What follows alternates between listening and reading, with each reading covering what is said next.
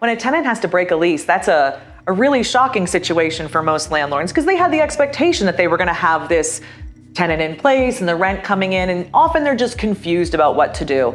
And luckily we've been through this a lot, so we're really good at advising. Probably the guiding principle I would have in this is empathetic education. The same as when a tenant doesn't pay rent, right? We want to have empathy toward whatever situation is diverting their plans, because remember, they also thought that they were going to be in this housing for that period of time. And so their plans have changed. We're going to be empathetic to that. We're going to understand what's going on. But really, our role in this is to lead them through the resolution. We need to be the leader, and we need to educate them and inform them as to the lease. What does the lease say is going to happen? Because this helps them make better decisions. When they understand their responsibilities under this, that's going to be for the best. People ask me, what do you put in your lease regarding breaking it? Well, I use what I've always used, and that would be a 1 month's rent early termination fee. So whatever the rent amount is, that's the amount that it would cost for them just to break it. And then they're responsible to pay the rent until the end of the lease or until the property is re-rented, whichever is sooner.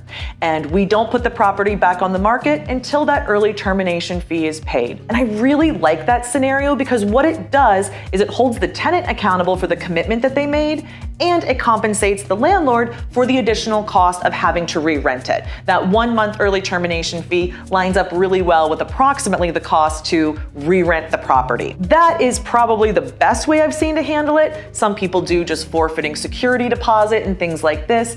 It's really up to you. You just have to be consistent. So what this could look like is when the tenant calls you, they have a January to December lease, and on June 1st they call and say, I'm so sorry, Mr. Landlord, I'm gonna have to move out of this property July 1st, thereby not serving the last 6 months of my lease.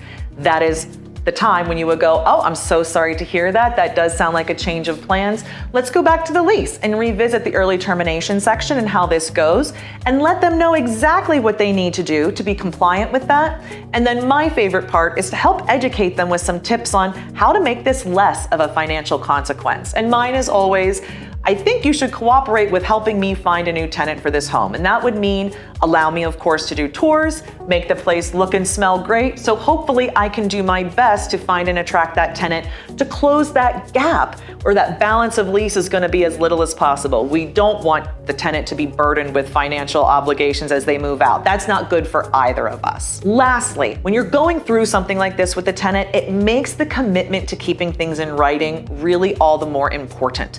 I'm all about keeping things in writing. So potentially when a tenant would call me and maybe have that conversation I showed you, oh, I need to terminate early. I'm gonna have that conversation just like a normal person might, and I'm gonna follow it up with an email or a letter. Hey, tenant, thank you for informing me. From what I understand, this is what's gonna happen. This is what I advise, and here's next steps.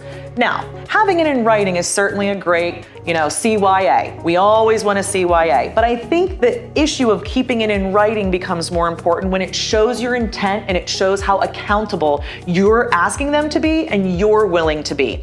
It comes across a little different when you have a conversation with somebody and then you get something in writing later saying, hey, just documenting our conversation. It proves to you, hey, they really mean this. And by the way, it gives them a written document to refer to when they want to go, hey, what did they say? What is next? Hey, how is this calculated? I really love the commitment to keeping it in writing, and I don't think text message always counts. Breaking the lease is never going to be fun or easy, but it doesn't have to be dramatic. Keep it in writing, be empathetic, educate to the lease, and always do not let the first time you think about this be when the phone rings with that news.